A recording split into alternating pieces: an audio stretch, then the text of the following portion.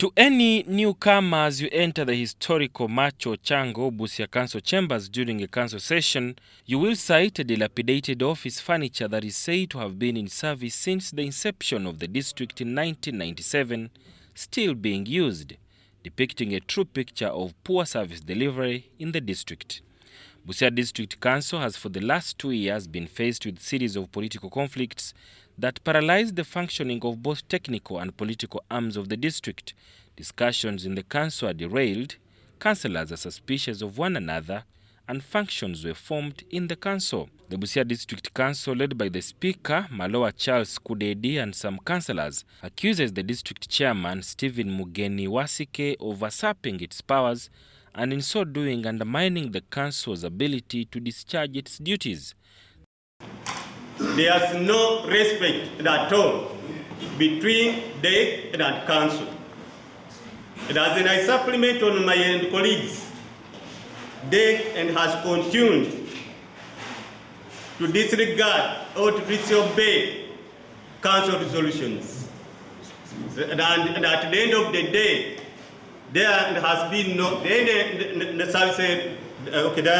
service delivery to our people. As we talk now in Busia, the roads are very poor.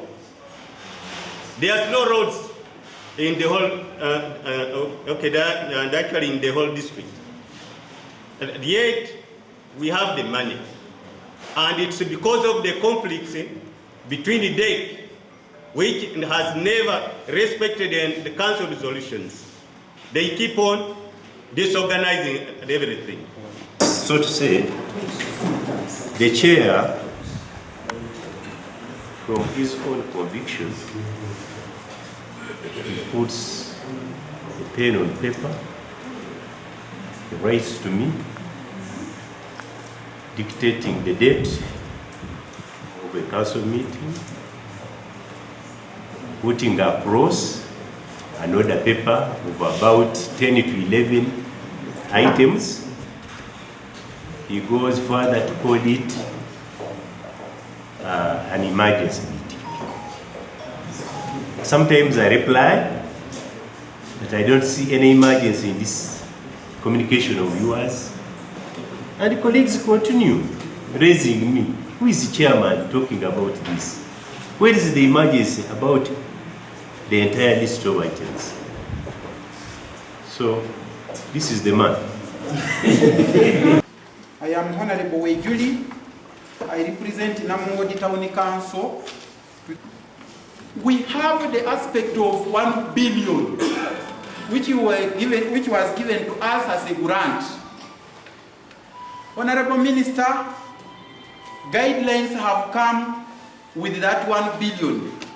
All the way from Parliament, we have write-ups from Parliament, from Minister of Local Government, Minister of Finance, Minister of Works, Uganda Road Fund, and indeed, as a district, we have labored to do what is very right, to obey the guidelines.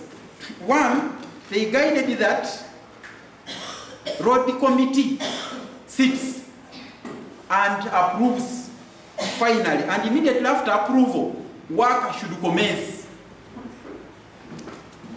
Upon road committee approving, the chairman and the DEC resisted and protested the approval of roads committee.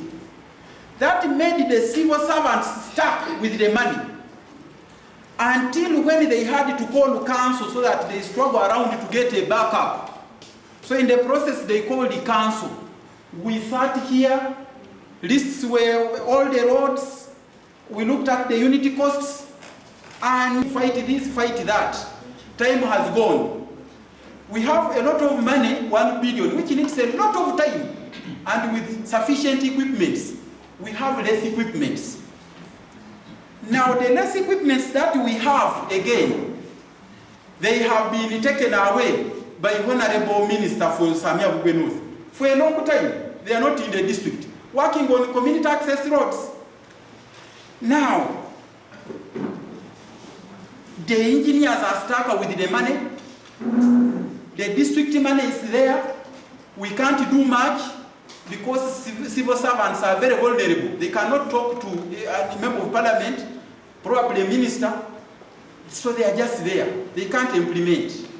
Now what worries us is that at the end of the day, again the very powerful, we the powerful, we are going to descend on them and accuse them for not consuming the money and frustrate them, fight them for not consuming the money, forgetting that we were a stampede to the smooth implementation of services.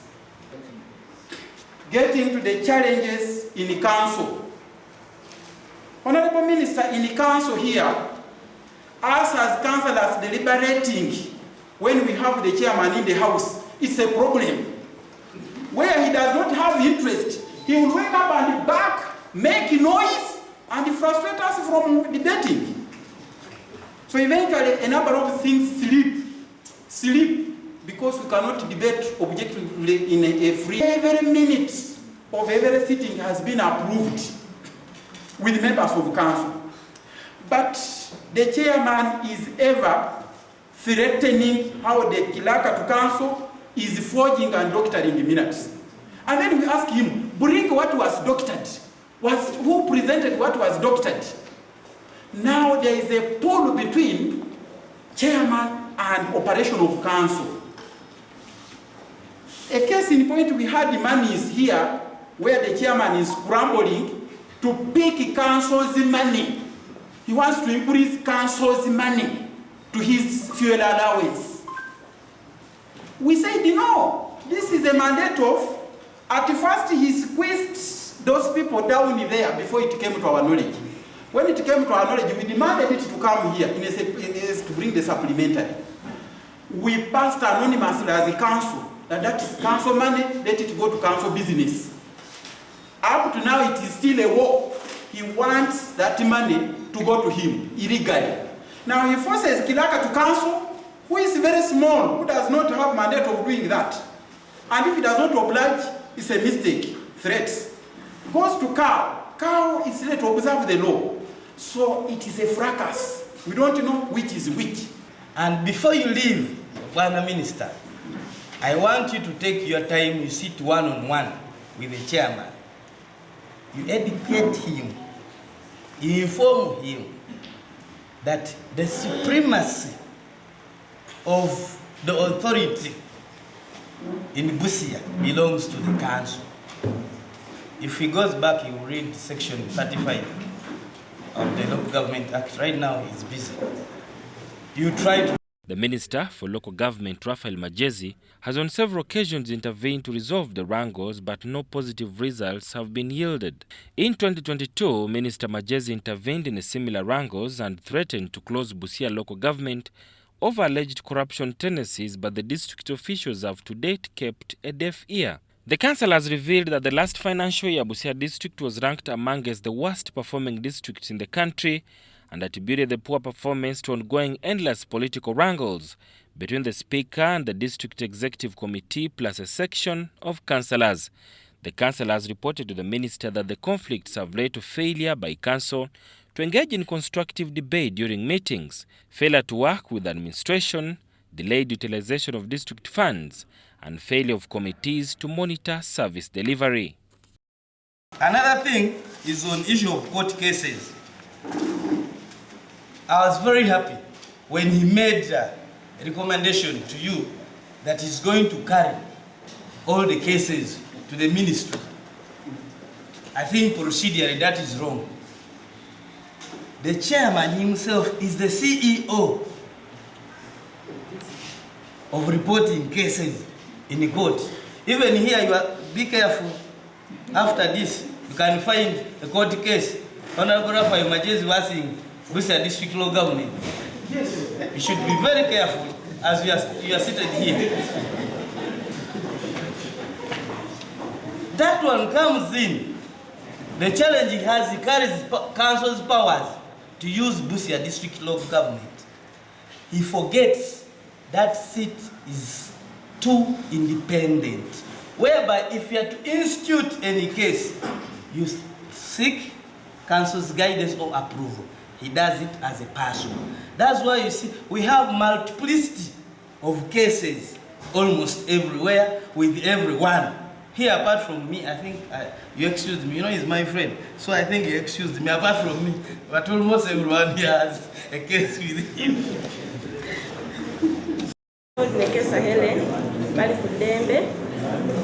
Honorable Minister, even if my paper is there, but I want to add my voice.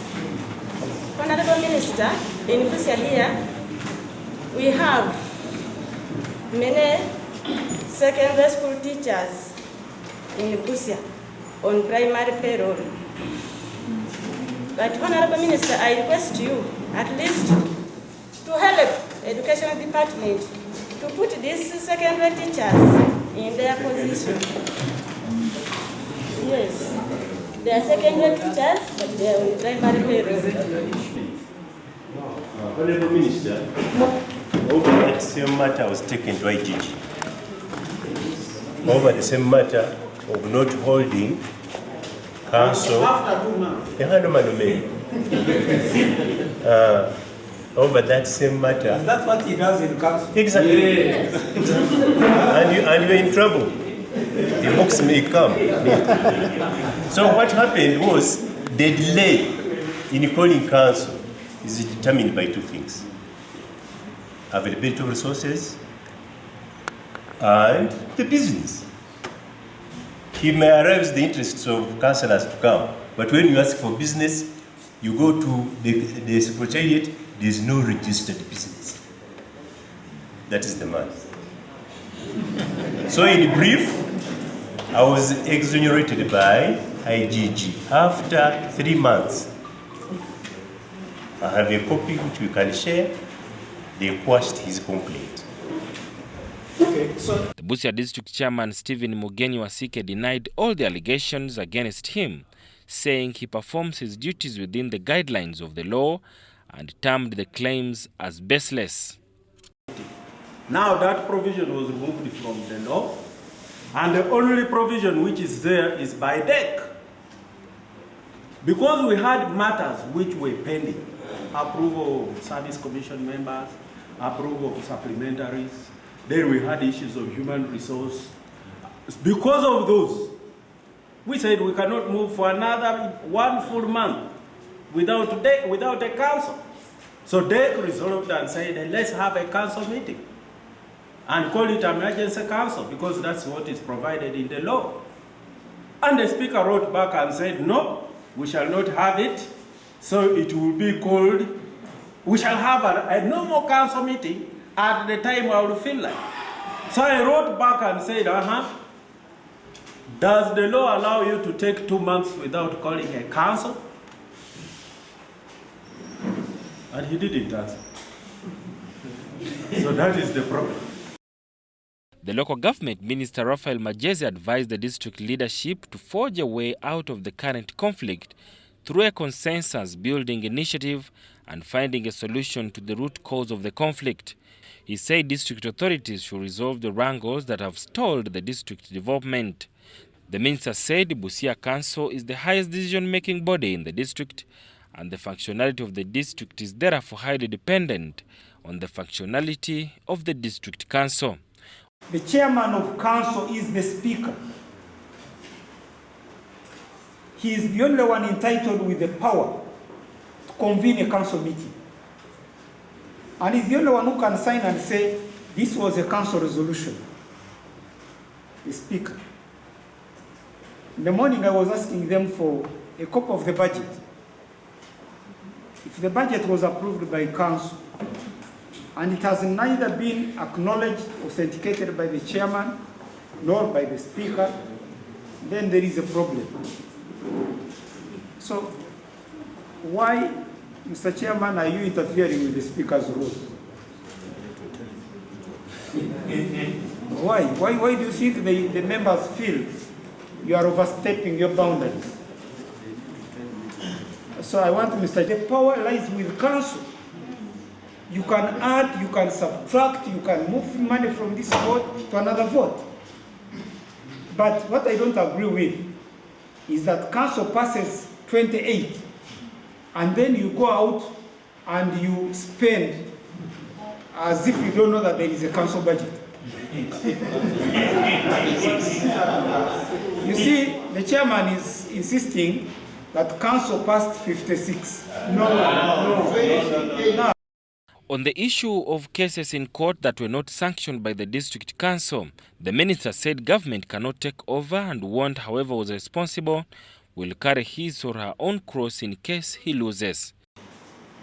But if you as an individual, Mr. Chairman, you decide to go to court without the permission and clearance of council, that is your case as a chairman.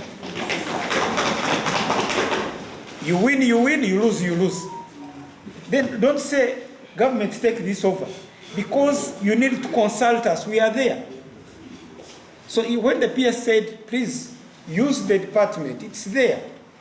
Before you rush to court, please seek some guidance from the ministry.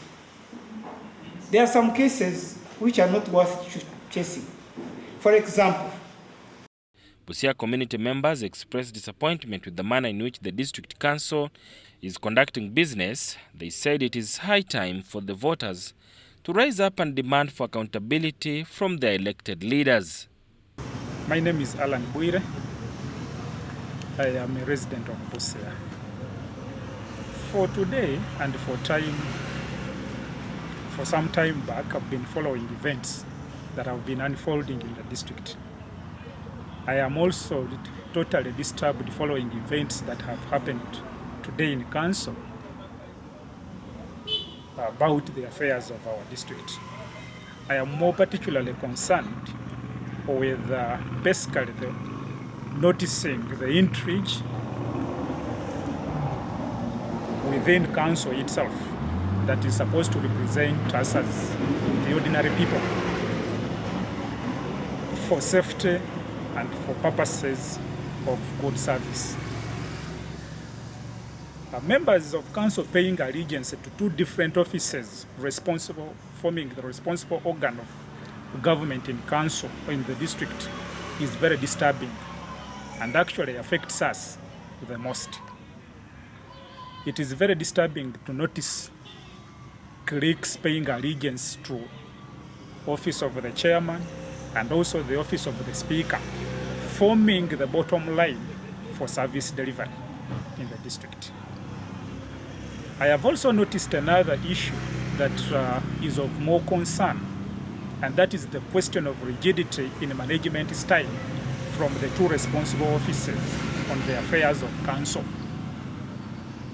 The chairman and the speaker all are rigid in their management style, and none is willing to borrow a hand or a leaf from the other office for purposes of guidance on the responsible duties of their respective offices. I therefore now have a feeling that we should mobilize ourselves as the ordinary persons, the ordinary voters, the locals in the district, to stand up against these malpractices being orchestrated by two different offices, such that we are able to benefit from the services that are due to us. I will be glad if the differences between these two offices are resolved earlier enough to benefit us before the expiry of their term. There are questions that have arisen in the conduct of the affairs of the district that are very disturbing. A revelation to hear the lack of a substantive chief finance officer for a very long period, and also the substantively appointed a principal internal auditor appointed to the office of the CFO, whereas the senior finance officer is now in the office of the principal internal auditor. Very confusing how two departments can lend personnel to different offices. The finance lending to audit and audit lending to finance. And equally, there is nobody now in the district to scrutinize the authenticity of the budget that is being used for purposes of expenditure for this particular financial year. Very disturbing indeed, and we need very serious action taken on this.